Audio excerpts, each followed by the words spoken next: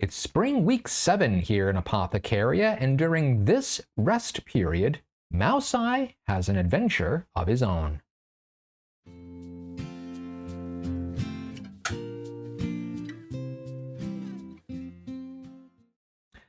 Hey there, welcome to Drawing Expressions here on YouTube. I'm Parz, and this is the first video that I'm making since I took my little break for the month of December. And crazily enough, I've forgotten a lot of how I go about and do this stuff. So if I seem a little rough, a little not quite sure what's going on, that's because I'm trying to remember. This is helping too. I get crazy nervous when I do the recordings. And so, yeah, my employer allows me to drink on the job. So maybe that would work for you. You know, I'm not saying that, you know, a surgeon coming back from a multi-month sabbatical should reach for this before surgery, but maybe afterwards. Okay. That was a joke, by the way. I'm not trying to promote public drunkenness. All right. Here we go. Yeah, this is a rest period, the 7th of them. And MouseEye goes on a little adventure. So we'll get into all of that in a minute or two. First, let's run through the guidelines. There is one. Guidelines. The guidelines bend. And yeah, it's, I can't express it enough. I can't say it enough. And even when you think you understand that guidelines bend and rules break, you go and you find something that's been lurking in the background of your personality or whatever, the things that you habitually do, and you find rules and you can break those. It's guideline. You don't have to do stuff. Okay. We do have the two parts of the video. The planner part is the part where I talk about the episode, do a little narration, and then talk about where it came from. In the pantser section, we are going to cover the changing up of your point of view in order to make your story more engaging, more entertaining, and hopefully more enjoyable to write.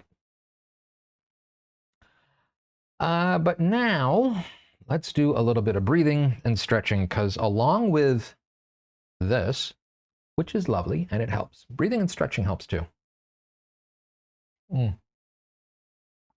Okay, let me invite you to take first off, to sit nice, have your sit bones on your flat surface here, and you're nice and upright and balanced and ready to take a nice deep breath in. Here we go. 1, 2, 3, 4, 5, and hold. 2, 3, 4, 5. Exhale. 2, 3, 4, 5, and hold. 2, 3, 4, 5. Take a deep breath in. Here comes the stretch. Just gentle, whatever feels good in your body. That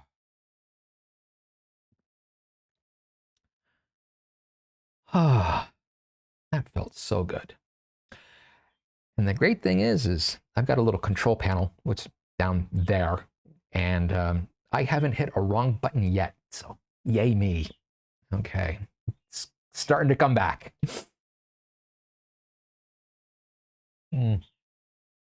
Okay, apparently I'm more nervous than I thought I was. All right, let's just dive right into the narration.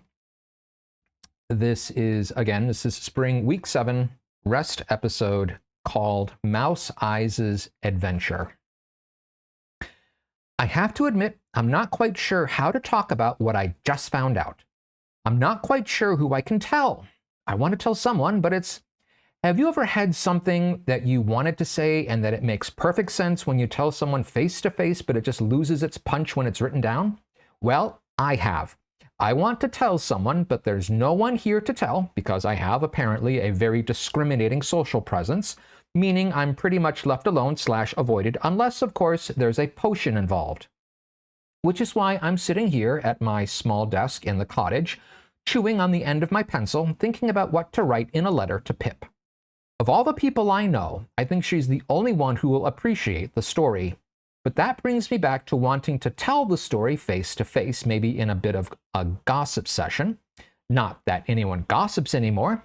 Oh no, it's all speaking truth and airing things out and spilling tea. But it's not gossip.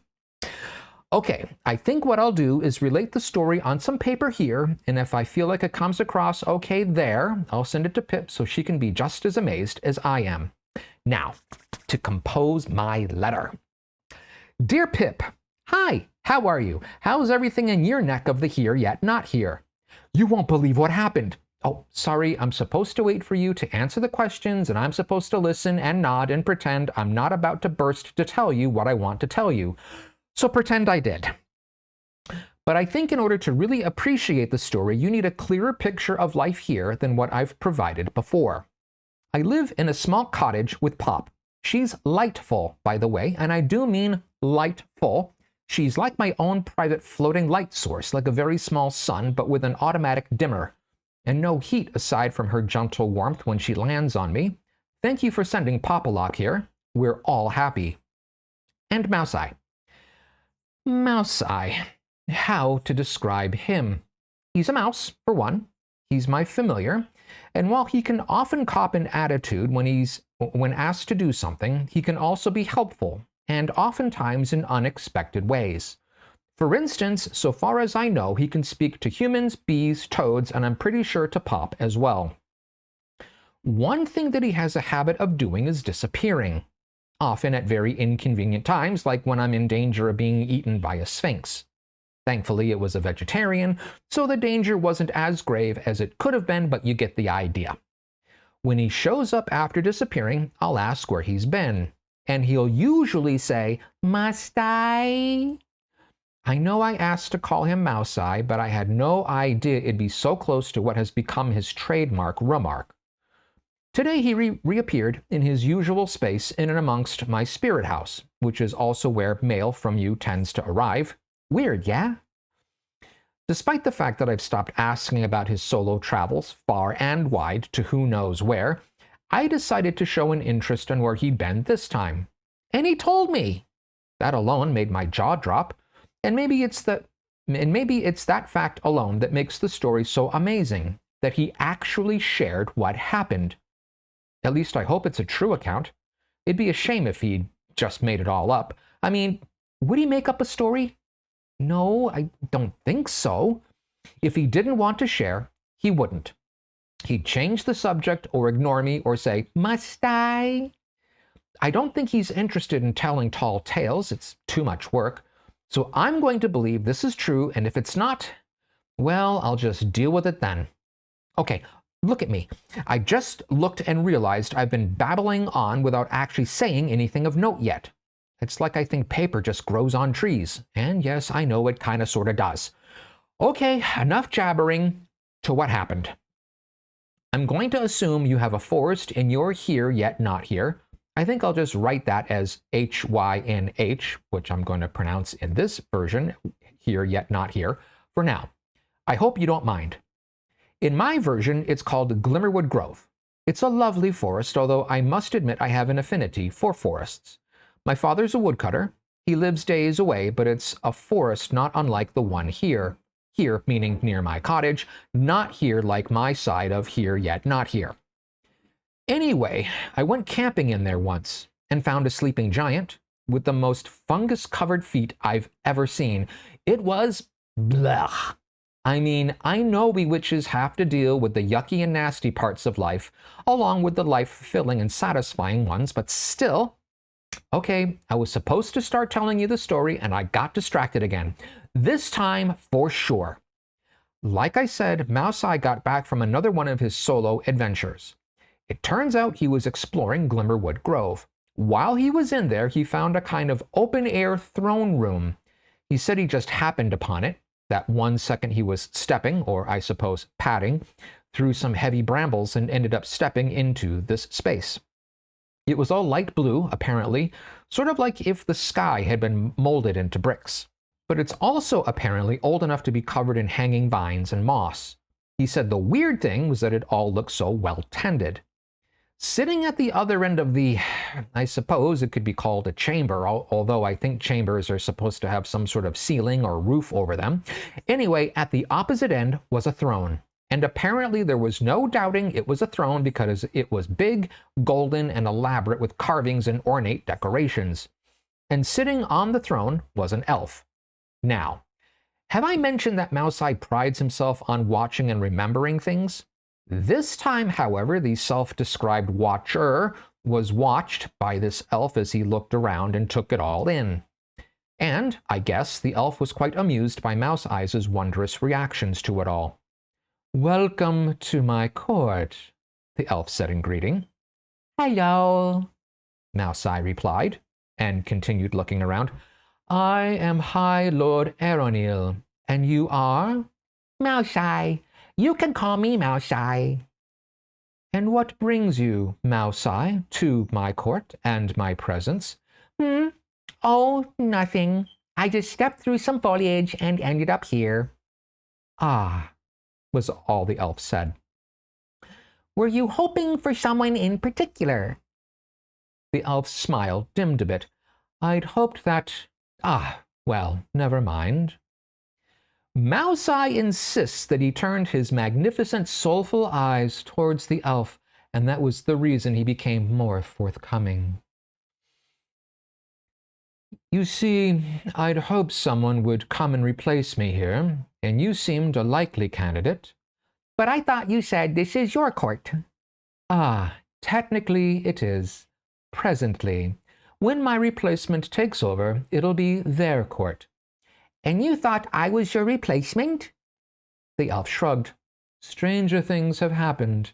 You could have been a carefully disguised elf." "How long have you been waiting?" The elf sat up straighter. "Well, I don't know exactly. Mind you, when you're a member of a long-lived race, such as those of us from Elvendom, long stretches of time can pass by seemingly in an instant." MouseEye nodded. Then he said, "So how long was that?" "A long time." "And you're the only one here?" Yes. Yes, I am.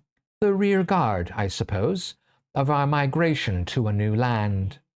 "And so you're waiting on a replacement from the new land where your people are now?" "That, or for help in moving the throne. It's quite heavy." MouseEye nodded in sympathy. "Okay, well, I should go." The elf stopped him. "Wait, would you tarry longer? I'll trade you a tail for a tail." That stopped MouseEye. "Would you say that your tale is part of a much larger tale? The tale of history, I think you could say." The elf pondered it. "Yes, I see your point. So, a portion of a tale for a portion of a tale." "And would you also say that any portion of a tale, in terms of the tale of history, would be quite a small portion of that tale?" The elf looked confused, but said, "I don't know where you're going with this, but yes, my tale is but a very small piece of the great tale of history." So MouseEye said, "Agreed. You give me a small piece of a tale, and I'll do the same and give you a small piece of a tale in return." Now, I hope you recognize that I've filled in the gaps a bit here and there because, as I mentioned earlier, MouseEye isn't always great with telling me things and can omit some details. So this conversation and agreement may have a bit made up, but in the end, MouseEye and the elf agreed to trade bits of a large tale. The elf told MouseEye about the history of Count Rannoch, the necromantic vampire who lives in a dungeon close to the cottage. It's called Hero's Hollow, and I can attest to just how hollow it is. I fell into a jail cell while on my way to the Hollow for the first time, and that was in my first week of being the new witch here. Oh, Yeah, I've now been here about 2 months, so I'm relatively new still, but I've been learning so much and visited new places and treating all sorts of conditions. It's been fun learning and doing all that. And, oh, right, the count. So it turns out a few hundred years ago, there was this pig farmer. He'd raise pigs, take them to market, or sometimes stay home, all that. Nothing extraordinary. Some days he'd have plenty to eat and could even afford roast beef, while other days were lean and there was no food at all. But this one day, when he went to the market, the slaughterhouse took his pigs but refused to pay him. He threatened to go he threatened to go to the police, which is when the mage, who'd been hired by the slaughterhouse for just this sort of thing, said he'd make sure that no one would ever trust him again and that he'd forever after be a creature of the night. He ran all the way home, making some sort of strange wee-wee noises, but the transformation took hold. He was a vampire from that day forth.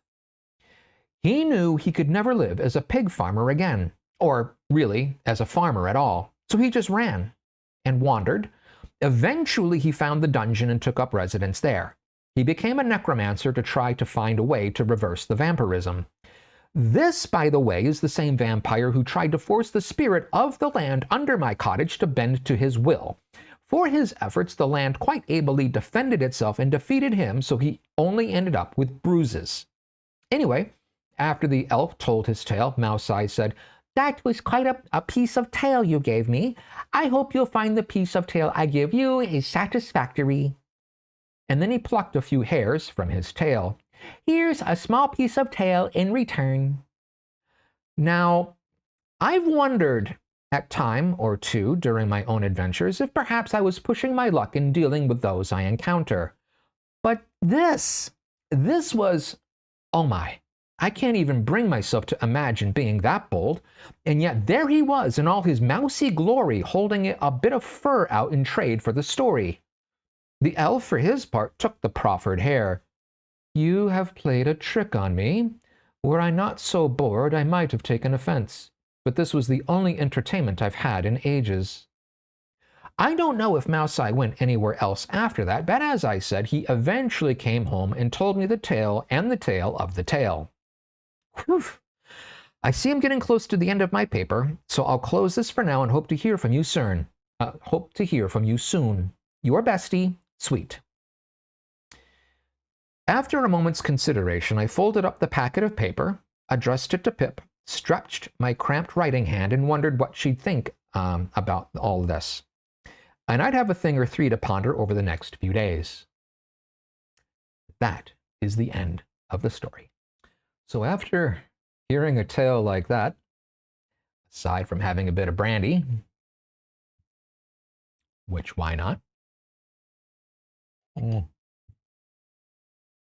Let's do a little breathing and stretching, shall we? Let's take a nice deep breath in together. Here we go. And stretch.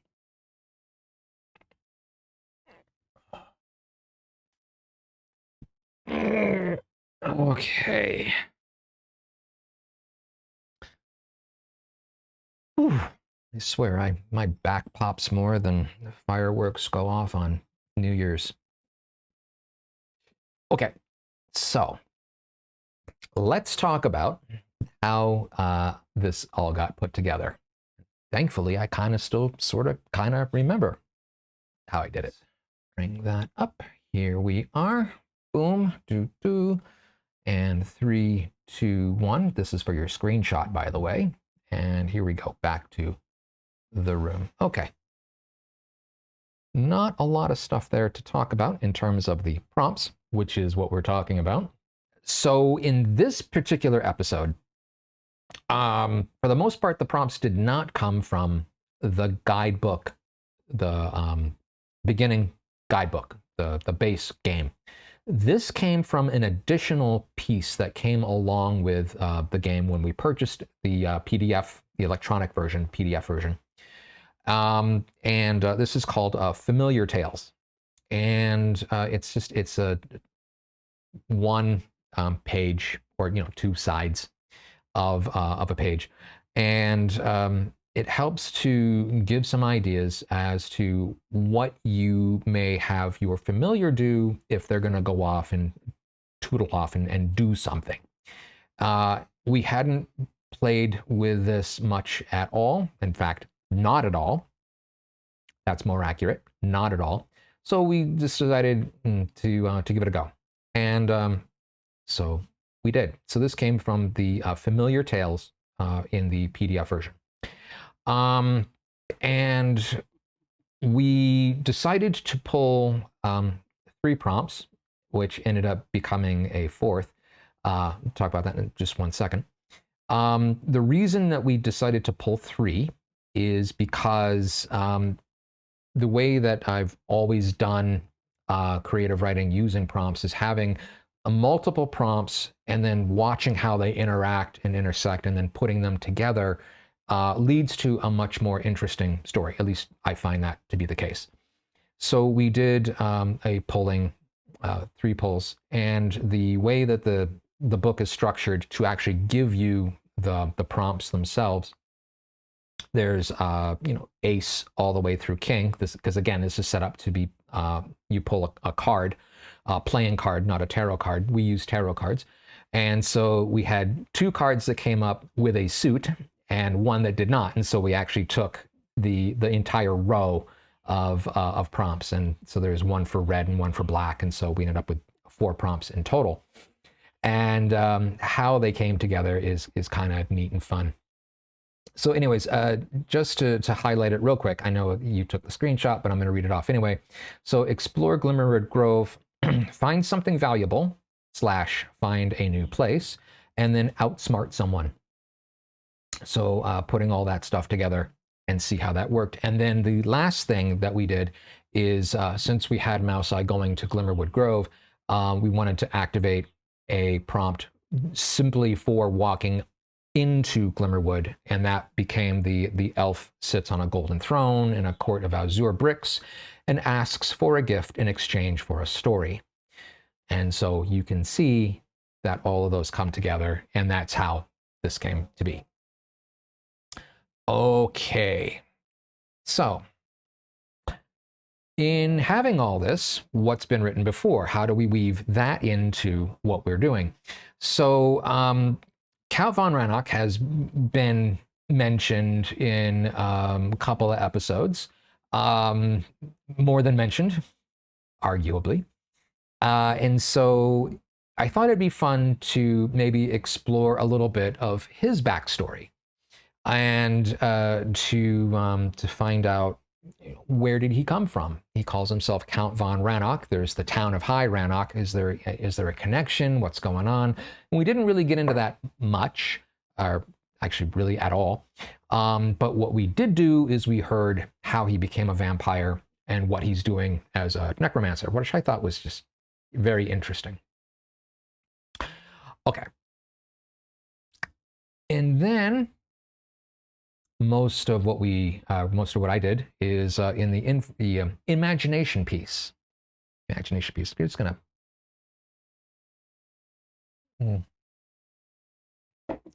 Okay. So, as I said, it was fun to take all of the prompts and weave them together and come up with the story that that I did. It helped to explain the count a bit. It helped to produce a feeling of age for the elf who's relating the story, right? So he's been there long enough to know what all is going on. Also, it gives age to the count. And it also gets us to show off how tricksy MouseEye can potentially be. Bit of fun, bit of wordplay. Yeah. So I thought it was a wonderful opportunity to sort of weave all these bits and pieces together and to come up with something that is something I haven't really addressed in the story up to date. I also thought it was a bit of fun to tell, to relate MouseEye's adventure, but through the eyes of Sweet, through her writing to Pip. And so it's a little bit of a game of telephone where you have an unreliable narrator who is MouseEye, who's telling the story to Sweet. Sweet as much as she wants to be, is also kind of unreliable because she's hearing what MouseEye is saying and she's putting her own spin onto things, and then is relating it out to Pip, to her friend. And so it becomes this, unreliable observer goes to unreliable observer. And so it can be fun to have, things kind of get corrupted layer upon layer. And you don't have to sit there and go like, okay, what would the person one say, and how would it get skewed, and what would person two say, and how would it get skewed? You can just sort of, jump to the end and just sort of assume that all the skewing is in there. And the weirder, the better. Okay. And it was fun also to have Sweet be so excited to relate the tale. For someone who's been having such a hard time with MouseEye and his antics, and it's fun to, like, he told me something. Let me tell you. It was that felt just really good. That she was so excited it shows up in her writing, that she's just babbling on because she's just all this stuff to share. Okay, so there's that. And I found that as I was writing the account of the Counts' history, that without meaning to, it was like, he's a pig farmer, and all of a sudden I started hearing, this little piggy goes to market. And it's these little children's rhymes. So if you're familiar with them, if you're not, look it up. It's real simple stuff. You on your toes, you start with the big toe, and this little piggy went to market, and this little piggy went home, and all the way across all the toes on one foot. So it's not long. But I thought it was fun just to introduce bits and bits and bits. And I also played with the idea of the elf being left behind, that maybe he's not as valuable to the elvendom as he may want to be. I had a feeling of I've got my notes here. Just lean over and be really obvious about it. Here we go. Douglas Adams's Hitchhiker's Guide to the Galaxy. So in one of his books, there is a planet called Golgafrincham. And the Golgafrinchans, they discover that the sun is about to blow up, and they need to get everyone off planet. So they build 3 arcs, A, B, and C. And in A, they put people who are smart and they do all the things, and the scientists, the mathematicians, and whatnot. And into C, they put all the leaders and whatnot. And I may very well be getting them reversed.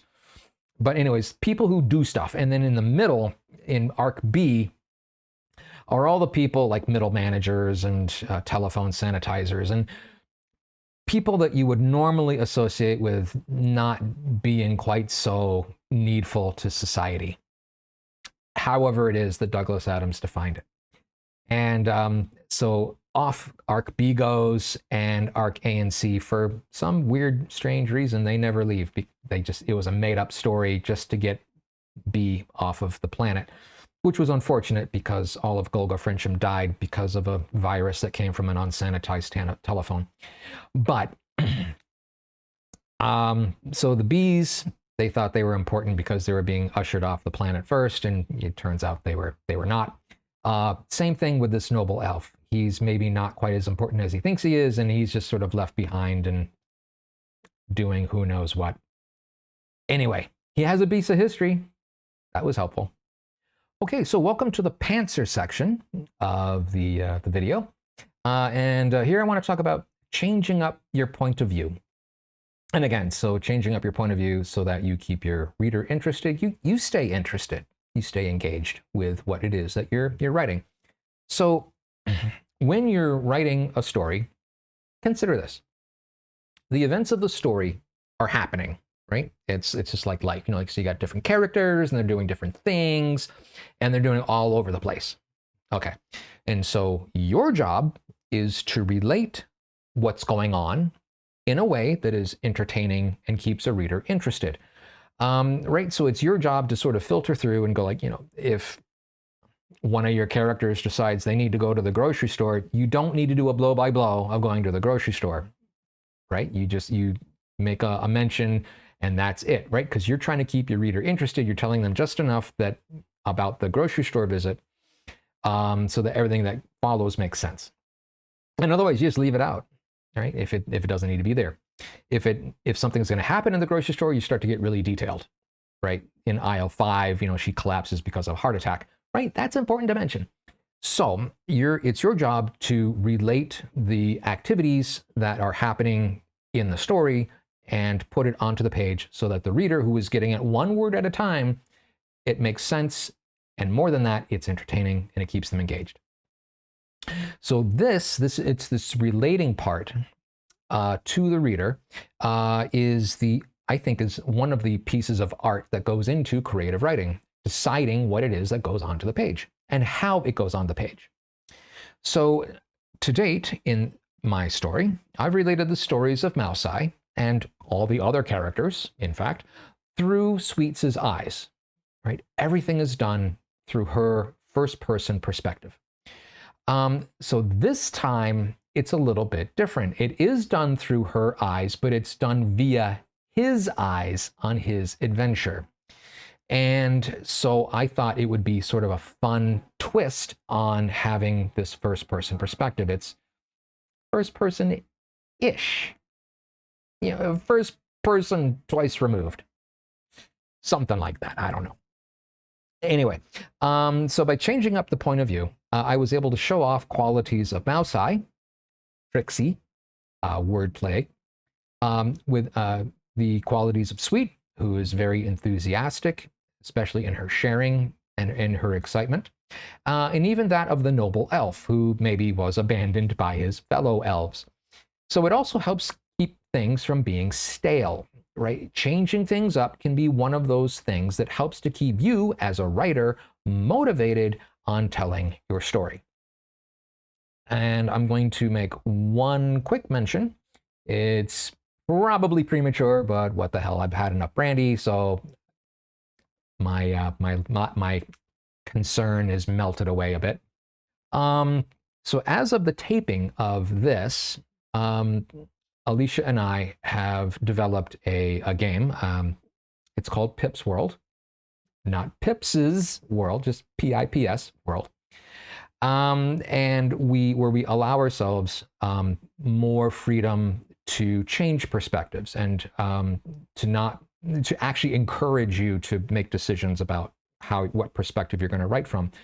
And the more freedom you are granted, or you grant yourself, to write from these different perspectives, the more free your narrative can be, the better you can tell your story. Just watching the difference between what we're producing now in Pip's World versus what we're producing in Apothecaria, it's markedly different. And that said, yes, Apothecaria does come to an end.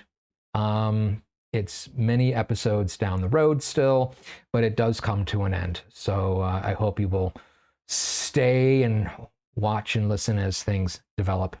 But yeah, the Pip's World story follows the Apothecaria story, but that's all for later in 2026. Okay, now, I've said more than I should have probably already. I blame the brandy.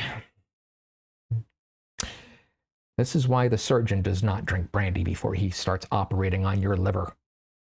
Okay. That, I believe, yes, it is. It is everything that I wanted to cover in this video today.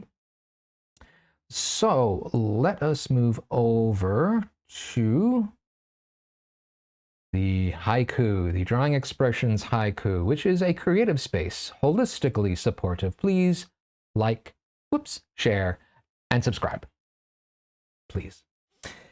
And let's see now here. With all of that said, thank you so much for being a part of this journey, for listening to me ramble on, loaded up with brandy.